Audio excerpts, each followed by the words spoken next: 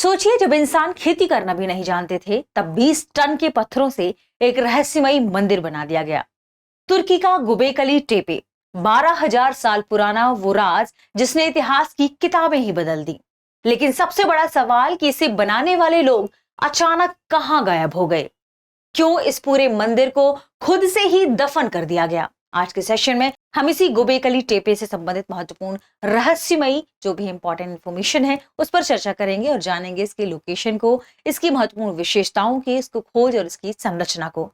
आगे बढ़ने से पहले आपके लिए एक महत्वपूर्ण सूचना है। अगर आप घर बैठे यूपीएससी की तैयारी करना चाहते हैं तो दृष्टि आईएएस लेकर आया है एक बहुत ही शानदार कोर्स जिसका नाम है studio GS foundation live online course. इस कोर्स की सबसे खास बात है कि इसमें यूपीएससी के लिए जरूरी जनरल स्टडीज के सारे विषय, 2 साल की करंट अफेयर्स की क्लासेस का एक्सेस, दृष्टि की मैगजीन, प्रिंटेड बुकलेट्स और बेस्ट फैकल्टी, ये सब कुछ मिल रहा है मात्र 34,999 रुपए में।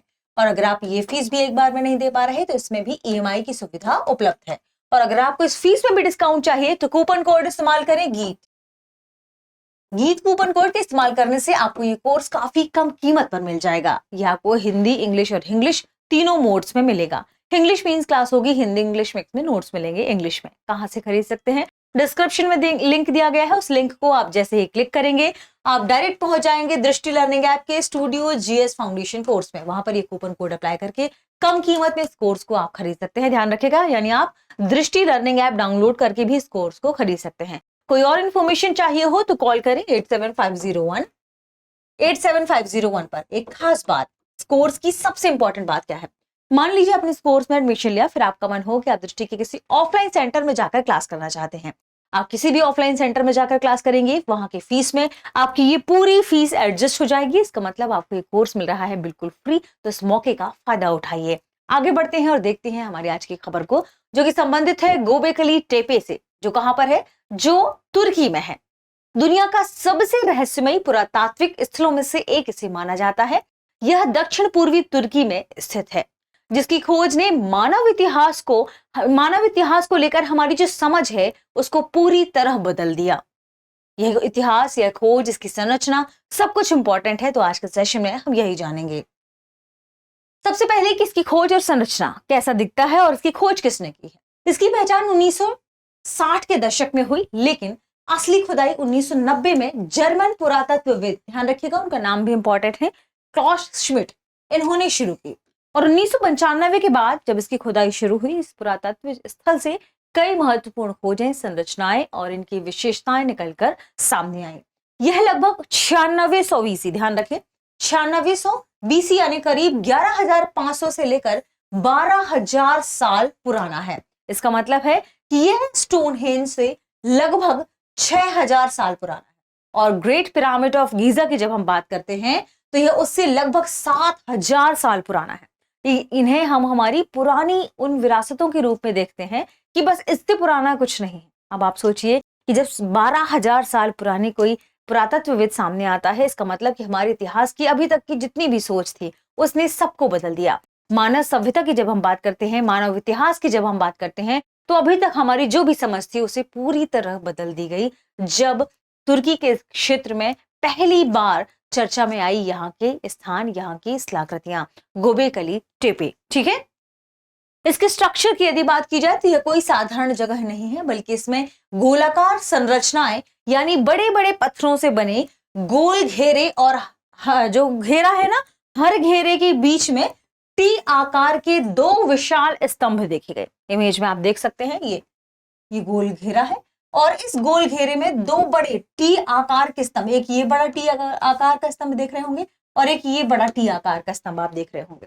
तो 2 बड़े बड़े टी आकार के विशाल स्तंभ इसमें देखे गए। और ये गोलाकार संरचनाएं हैं, ये भी हमने देखा। इन स्तंभों में भी कुछ चित्रकारी है, यानी उस समय के लोग कला से भी परिचित थे, वो इंजीनियरिंग से भी परिपूर्ण थे, क्योंकि इतने दूसरे क्षेत्र से इतने बड़े विशाल पिंडों को के निर्माण, उनमें नक्काशी करना, फिर उसे उठाकर यहाँ लेकर आना, यानी 100 से भी ज्यादा लोग लगे होंगे उस विशाल खंबे स्तंभ को उठाने को लेकर। यानी उस समय के लोग काफी मिलजुल कर काम करते थे। और इतनी सारे लोगों के लिए भोजन आदि की व्यवस्था कैसे होती थी, जबकि खेती की बात तो बहुत बाद में सामने आई।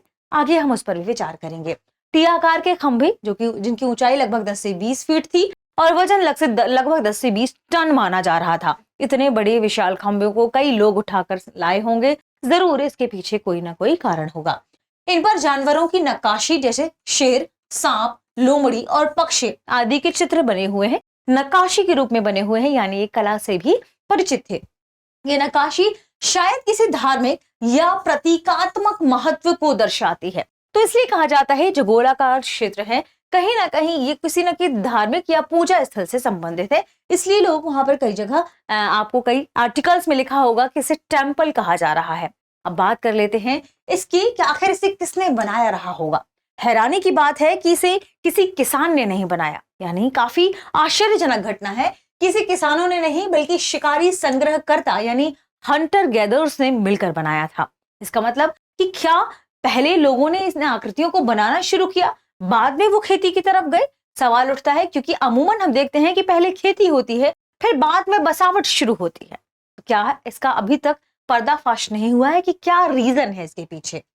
उस समय ना खेती थी, ना स्थायी गांव थे और ना ही लोहे के औजार थे, फिर भी इतनी भारी पत्थर से काटकर बनाई हुई जो स्थलाकृति है, या इतने भारी पत्थर को काट कर उन्हें दूर लाकर खड़ा किया गया और बड़े पैमाने पर यह निर्माण किया गया। तो इसके पीछे कई वजह हैं, कई अलग अलग विचार निकलकर सामने आते हैं। इसका मतलब उस समय के लोग हमारी सोच से ज्यादा संगठित थे और विकसित थे, यानी लोग साथ में मिलकर काम करते थे और काफी डेवलप्ड थे। वहां पर आर्ट भी इतना डेवलप्ड माना जा रहा है, नक्काशी हुई है, वहां पर इतने विशाल विशाल स्तंभों का भी निर्माण हुआ है। इसका मतलब लोग काफी अच्छे और डेवलप माने जा रहे थे। देखिए ये खंबे में नक्काशी दिखाई दे रही होगी, आपको इमेज लगी है इसीलिए, ताकि आप इसे देख पाए। ठीक है, इसका मतलब उस समय के लोग काफी हमारी सोच से ज्यादा संगठित और विस्तारित माने जाते थे। अब सवाल उठता है कि क्या यह मंदिर था? अधिकतर वैज्ञानिक इसे दुनिया का पहला मंदिर मानते हैं, क्योंकि यहाँ रहने के जो सबूत हैं जैसे घर, चूल्हा आदि नहीं मिले हैं, तो वो मानते हैं कि कहीं ना कहीं ये पूजा स्थल से संबंधित होगा उस क्षेत्र के लोगों के लिए। तो इसको लेकर भी कई मान्यताएं हैं। ठीक है, ध्यान रखें, दुनिया का इसे पहला मंदिर कहा जाता है क्योंकि घर के सबूत या चूल्हे के सबूत नहीं मिले, केवल पूजा या सामूहिक गतिविधियों के ही संकेत मिले हैं। लोग मानते हैं कि संभवतः इसका उपयोग किस लिए किया जाता रहा होगा, या तो धार्मिक अनुष्ठान के लिए, या सामूहिक सभाओं के लिए, या त्योहार या भोज के लिए। तो या तो सामूहिक रूप से लोग इकट्ठे होते रहे होंगे, वह आपस में बातचीत करते होंगे, अपनी सभ्यताओं के बारे में चर्चा करते होंगे, कैसे आगे बढ़ना है इन सब चीजों को लेकर। तो या तो सामूहिक सभाएं या धार्मिक अनुष्ठान या त्योहार या भोज से संबंधित इन स्थलों को माना जाता है। बात करते हैं इंपॉर्टेंट इंफॉर्मेशन की जो इनसे जुड़ी हुई है। सबसे बड़ा रहस्य क्या है कि ये जो गोल आकृतियां बनी हुई हैं जिनमें विशाल खंबे हैं, इन्हें बाद में दफन क्यों कर दिया गया? इसके ऊपर खूब मिट्टी और जानवरों की हड्डियां डली हुई थी, तो इसके दफन करने के पीछे क्या रीजन बताए जा रहे हैं? ठीक है, लगभग 8000 बीसी के आसपास इस जगह को जानबूझकर मिट्टी से भरकर दफन कर दिया गया। यह बहुत अजीब है क्योंकि आमतौर पर सभ्यताएं जगह छोड़ती हैं, ना कि उसे दफन करती हैं।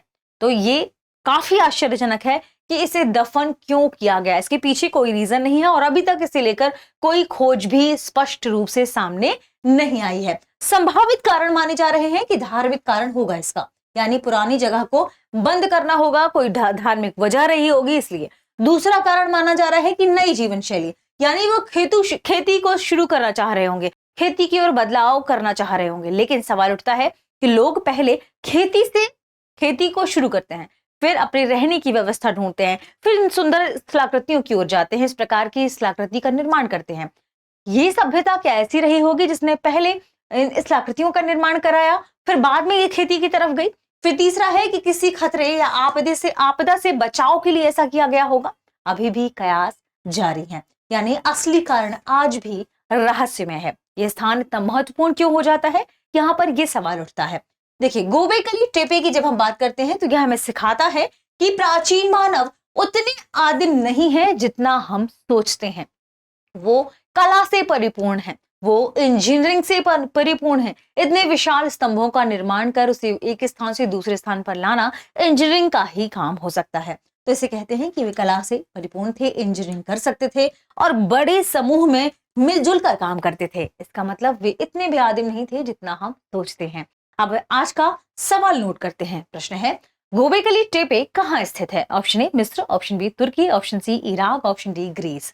इस प्रश्न का सही जवाब देना ना भूलें। साथ में बताइएगा कि सबसे पुरानी सभ्यताओं में से किन 3 सभ्यताओं का नाम हम प्रमुखतः पढ़ते हैं। आज का सेशन यहीं तक, मिलते हैं अगले सेशन में। चैनल को सब्सक्राइब कर ले। शुक्रिया। अब एग्जाम की तैयारी को और बेहतर करने के लिए हमारे चैनल को लाइक, शेयर और सब्सक्राइब करना ना भूलें।